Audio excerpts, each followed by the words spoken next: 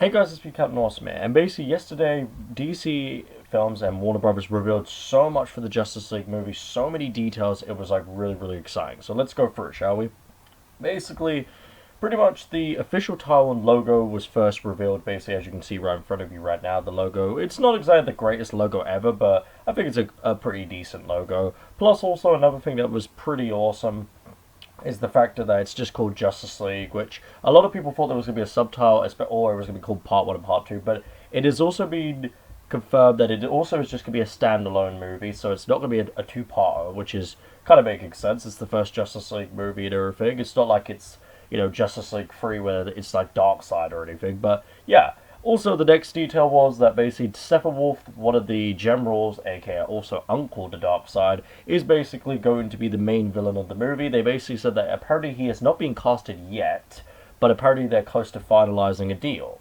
Now, another detail that was revealed was basically the factor that the movie is going to be more fun, have more hope, and it's basically going to be a lot more lighted up and more of a, let's say, definitely an origin story to the team coming together. Basically you're going to see even Batman actually being a bit more lightened up and everything, so that you can see there's been a lot of changes with Jeff Johns coming in and becoming the new co-head of DC Films and everything, which is great to see. Hell, even Zack Snyder was saying that, and he's usually a dark and gritty director.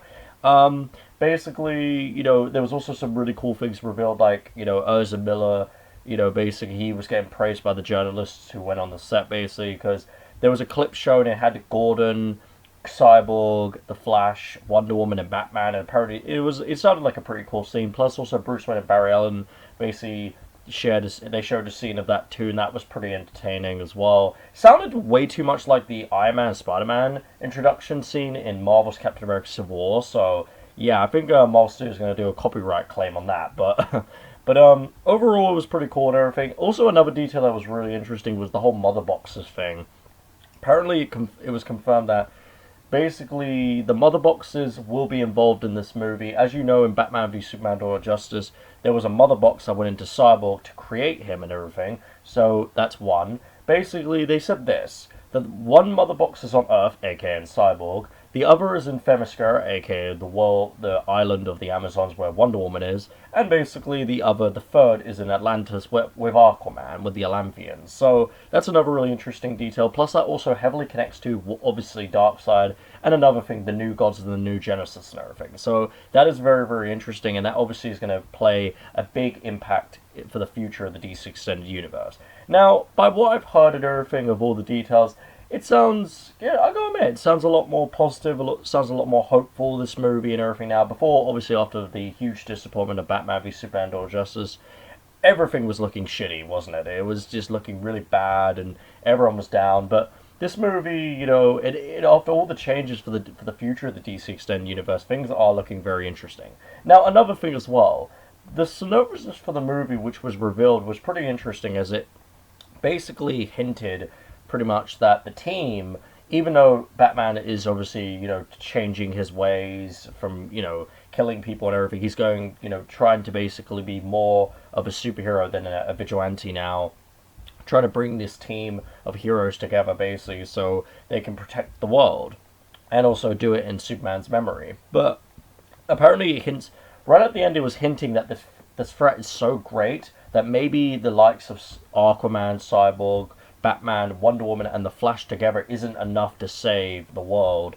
Which, by the way, hints to obviously Superman basically's introduction to basically turn up eventually in the movie from his resurrection. And that was another thing that was really interesting about Superman. They never actually revealed Superman at all on the set or anything. So they're really keeping Superman a huge secret in this movie right now, which makes sense because they don't want to give away the resurrection or anything like that and stuff. Well, he could have been alive anyway going into this movie because the death of Superman was, I gotta admit, was pretty much done really badly, and plus they really rushed it heavily, which, it just, obviously I've already said my thoughts on it. I just felt it was definitely at the wrong time. They should have done that in like Man of Steel 3 or near the end of the franchise, the cinematic universe, but whatever, it's done, it's dusted, we move on.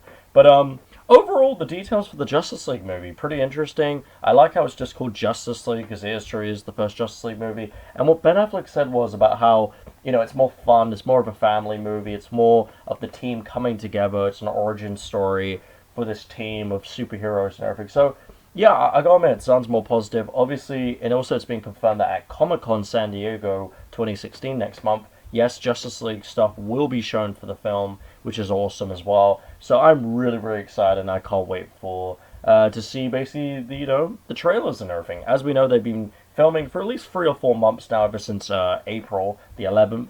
But let's see how this movie goes. Also, another thing, uh, basically, William Dafoe's role has been confirmed to be Volko, the character from Atlantis and everything, who's a heroic, really good friend and ally to Aquaman. So that's gonna be very interesting.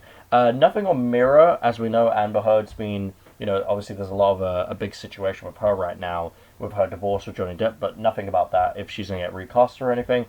And Lex Luthor is gonna return in the movie with Jesse Eisenberg, and that was the part where I was like, oh yeah, great. Yeah, I'm sorry, I didn't fucking like him at all.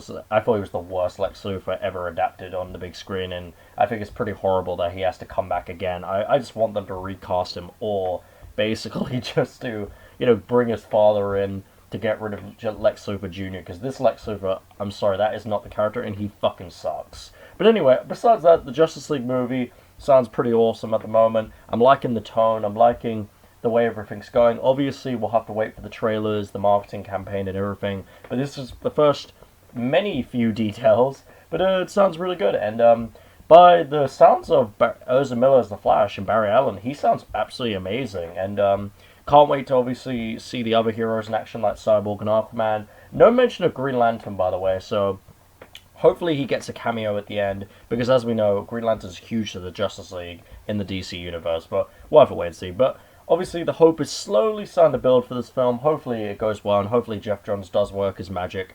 And let's hope Zack Snyder can redeem himself with this movie. So, yeah. Leave a like and comment for your appearance. Let's go from videos with more guys, and bye.